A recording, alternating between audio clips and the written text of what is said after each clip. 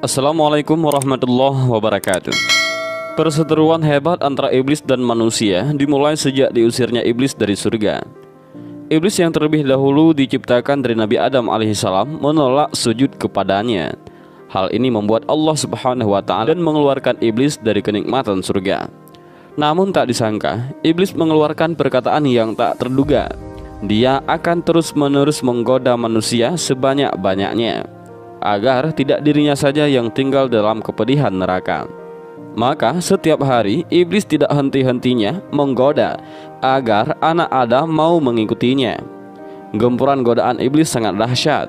Sekali terkena akan sulit untuk terlepas, bahkan cenderung terus-menerus melakukan hal negatif yang sama. Manusia harus selalu mawas diri dan waspada terhadap tipu daya yang dilakukan oleh sang iblis.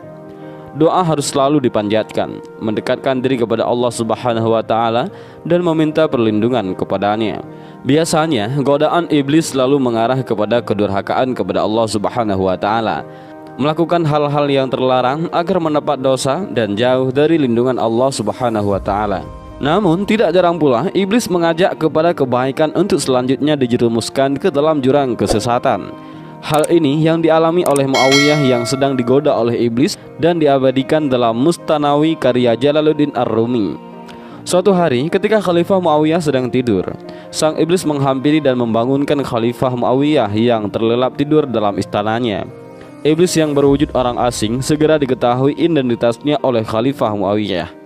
Ketika Khalifah terbangun, maka beliau segera menanyai iblis tersebut dan terjadilah dialog panjang antara mereka. "Kenapa tiba-tiba kau membangunkanku?" tanya Khalifah kepada sang iblis. "Waktu salat akan segera tiba dan aku khawatir jika engkau ketinggalan melaksanakannya," jawab si iblis. "Tidak mungkin engkau membangunkan diriku untuk tujuan itu. Tugasmu adalah menyesatkan manusia dari jalan yang benar," ungkap sang Khalifah menanggapi pernyataan iblis. "Ketahuilah wahai Khalifah, walaupun aku sempat membangkang kepada Allah subhanahu wa ta'ala, namun 700 tahun aku sempat mengabdi kepadanya. Aku tidak mungkin ingkar kepadanya. Aku membangkang karena rasa cemburuku kepada Adam. Aku masih tunduk kepadanya wahai Khalifah," ungkap iblis kepada sang Khalifah. "Aku tetap tidak akan mempercayakan perkataanmu. Perkataanmu seperti ucapan pemburu yang berlagak halus kepada buruannya untuk membunuhnya. Kau yang menyebabkan kehancuran umat Nuh, kaum Ad, kaum Lut, Fir'aun dan seterusnya," ucap Khalifah yang ragu dengan perkataan iblis. "Kau sungguh salah besar wahai Khalifah. Jika menganggapku sebagai penyebab kehancuran umat manusia terdahulu, siapalah aku yang bisa menentukan kejahatan di muka bumi ini? Aku hanyalah hamba Allah yang sedang tidak berdaya di hadapan kekuasaannya," ucap iblis seraya meyakinkan Khalifah. Mendengar jawaban meyakinkan dan menggoda dari iblis, tak lantas Khalifah percaya akan perkataannya. Khalifah kemudian berdoa kepada Allah untuk meminta perlindungan dari godaan-godaan makhluk yang ingin menyesatkan dirinya, terlebih dari kefasihan dan kelicikan iblis dalam menyesatkan dirinya. Setelah berdoa, Khalifah terus saja mendesak iblis untuk berkata jujur kepadanya mengenai tujuan membangunkan dirinya. Sang Khalifah mendesak, namun sang iblis terus saja berkelit. Sang iblis terus mengutarakan pendapatnya bahwa penyebab kehancuran umat manusia terdahulu adalah kecerobohan dan nafsu jahat manusia itu sendiri, bukan campur tangan dari sang iblis. Hal ini semakin membuat Khalifah geram dan muak dibuatnya. Akhirnya kemarahan sang Khalifah membuat iblis mengungkapkan kejujurannya perihal kenapa dia membangunkan dirinya. "Baiklah Khalifah, aku akan mengungkapkan tujuanku yang membuatku membangunkanmu untuk melaksanakan salat tepat waktu.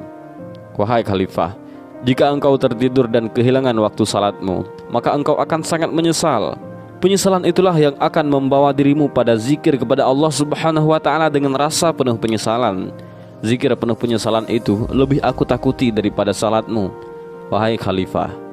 Karena setiap zikir yang penuh dengan penyesalan kepada Allah akan bernilai 200 kali lebih banyak daripada salat atau doa yang biasa engkau lakukan," ungkap iblis kepada Khalifah.